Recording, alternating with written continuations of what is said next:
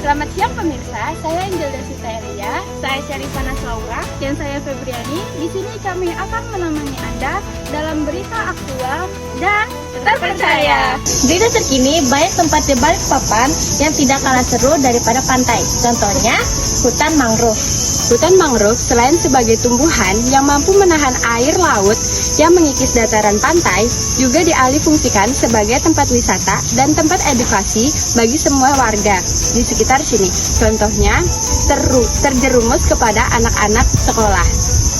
Kali ini kita ada di hutan kota, yaitu Mangrove Center Balikpapan. Mangrove Center Geraha ini memiliki luas mencapai 150 hektar.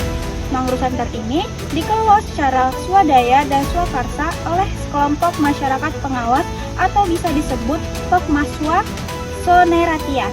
Di sini kalian bisa melihat flora dan fauna, bahkan jika kalian beruntung, kalian bisa bertemu langsung dengan bekantan. Di Mangrove Center ini, kalian tidak hanya bisa berjalan-jalan sekedar healing menelusuri jembatan saja. Kalian juga bisa menyewa butur, susur sungai, dan juga ada pelatihan konservasi tentang mangrove. Kali ini kami diberi kesempatan bertemu dan berbicara langsung dengan Bapak Agus BI selaku pengelola hutan mangrove tersebut. Halo permisa, jadi di sini kita sudah bertemu dengan Pak Agus BI. Perkenalkan dulu, saya Dewita Putri Amalia. Saya Califa Cerunisa. Jadi kita akan mengutik mangrove ini, hutan mangrove. Jadi Bapak, permisi kita mau nanya, sebelum adanya pohon mangrove ini, seperti apa kondisi di lingkungan ini? Oh, baik. Tadi namanya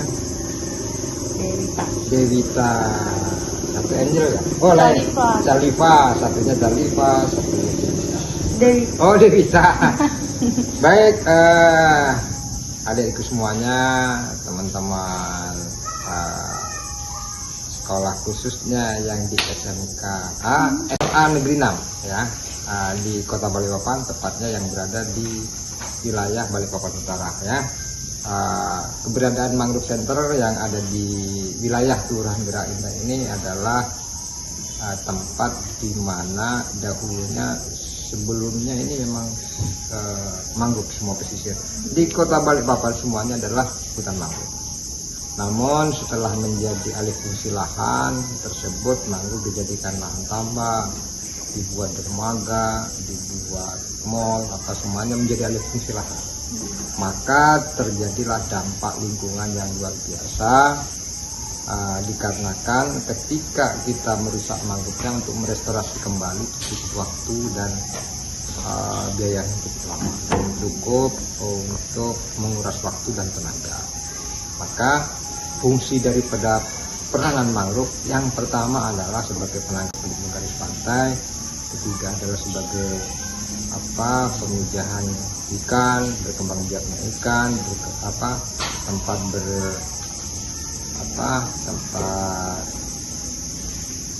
untuk memperbesar ya ikan dan segala macam.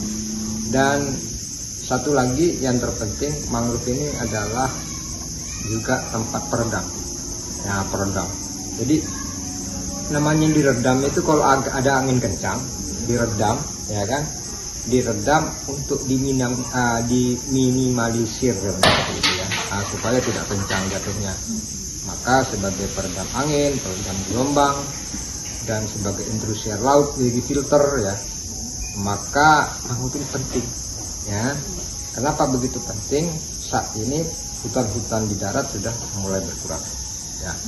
Dan yang paling unik sekarang dan paling isu yang diangkat oleh saat ini, di mana mangrove adalah mitigasi perubahan iklim ya. Mitigasi adalah pencegahan bencana. Isu iklim saat ini sangat tren sekali ya, sangat tren, bahwa keberadaan bumi ini meningkatnya panasnya luar biasa, yang dikatakan namanya global warming. Kalau sudah semakin panas, meningkatnya suhu yang berlebihan, akan terjadi penggeseran iklim, perubahan iklim yang luar biasa ya. Jadi biasanya ini akan mempengaruhi iklim kita. Lagi musim kemarau, ini musim hujan. Lagi musim hujan, musim kemarau, nggak menentu, akan bergeser. Dan ini salah satu bentuk daripada kerusakan hutan kita. Karena tidak semua negara punya hutan, maka Indonesia dianggap bahwa hutan yang paling besar. Dan memang ternyata hutan mangrove yang terbesar di dunia adalah Indonesia. Ya, adalah Indonesia. Rugi kalau kita tidak mempelajari persoalan mangrove ini. Sekarang mangrove ini menjadi seksi, ya, menjadi isu perubahan iklim yang saat ini sudah kita tahu semuanya bahwa ibu kota negara ada di Kalimantan ini. Nah, sorotannya kepada Kaltim, ya. Nah, kalau hutannya rusak akan mempengaruhi kepada isu tersebut. Maka kita patut dijaga keberadaan mangrove ini sampai waktu G20 kemarin, ya, kepala-kepala negara kenapa harus tanam mangrove? Karena mangrove ini dapat menyerap karbon tercepat, ya, menghasilkan oksigen yang kita hirup. Jadi mangrove ini kalau kita kelola dengan baik bisa menghasilkan fungsi sosial, fungsi ekonomi, sama fungsi ekologi. Ya, fungsi ekonominya sekarang setelah mangrove menjadi bagus, menjadi tempat di satu destinasi. Ya, destinasi itu apa? Tujuan orang datang berwisata. Ya, hampir semua mancanegara datang kemari. Tempat pembelajaran di sini. Ya, kalau kalian dekat di sini tanpa ada yang mempelajari, bahkan yang dari luar sudah mempelajari lebih dulu. Ya, kan rugi, ya kan? Jadi rugi sekali. Maka dari itu banyak sebetulnya potensi yang didapat diangkat dan dapat diambil dari sisi edukasi dan pendidikan, di mana mangrove sekarang menjadi riset, ya, karena mangrove lah yang tempat penyerapan karbon tercepat dan bisa mengimbangi keseimbangan alam ini dalam waktu sangat dekat ini. Dan proses daripada menanam mangrove ini adalah cukup lama. Nah, di sini ada 150 hektar jenis lahan mangrove, terdiri dari 25 jenis mangrove, dan fungsi daripada mangrove kalau sudah bagus menjadi tempat berkembang biaknya habitat-habitat endemik, ya, termasuk bekantan tadi. Ya, bekantan salah satu binatang endemik yang hanya ada di Pulau Kalimantan. Kalau ini menjadi bagus, sumber makanan di bekantan ada, ini bisa jadi destinasi. Dan untuk bisa meningkatkan